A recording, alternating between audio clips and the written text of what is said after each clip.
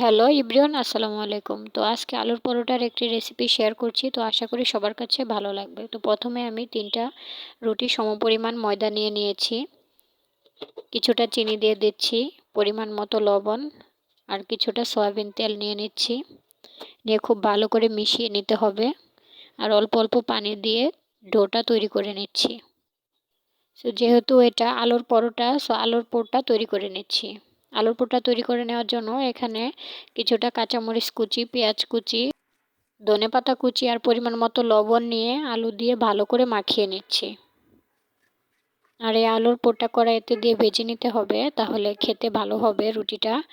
তো কড়াইতে তেল দিয়ে দিচ্ছি, গরম তেলে আলুর পুরটা দিয়ে দিচ্ছি, দিয়ে খুব ভালো করে ভেজে নামিয়ে নিচ্ছি। তো রেখে দেওয়া ডো থেকে একটি ডো নিয়ে নিয়েছি। রুটিটা এ পর্যায়ে মাঝারি সাইজের তৈরি করে নিচ্ছি, যেহেতু এখানে আলুর পুরটা ভরবো। তো এখন আলুর পুরটা এখানে দিয়ে দিচ্ছি, দিয়ে মুখটা ভালো করে এঁটে দিতে হবে যেন খুলে না যায় চাপ দিলে। তো এখন যেই পাশটাকে আমি লাগিয়ে নিয়েছি মুখটা, ওই পাশ থেকে আমি রুটিটা তৈরি করা শুরু করব, তাহলে পুরটা বের হয়ে যাবে না। তো হালকাভাবে বেলে রুটিটা তৈরি করে নিচ্ছি।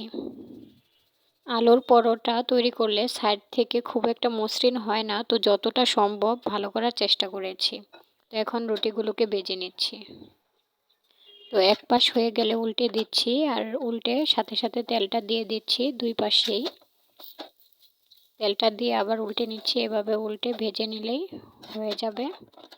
তো আশা করি রেসিপিটি সবার কাছে ভালো লেগেছে। ধন্যবাদ সবাইকে।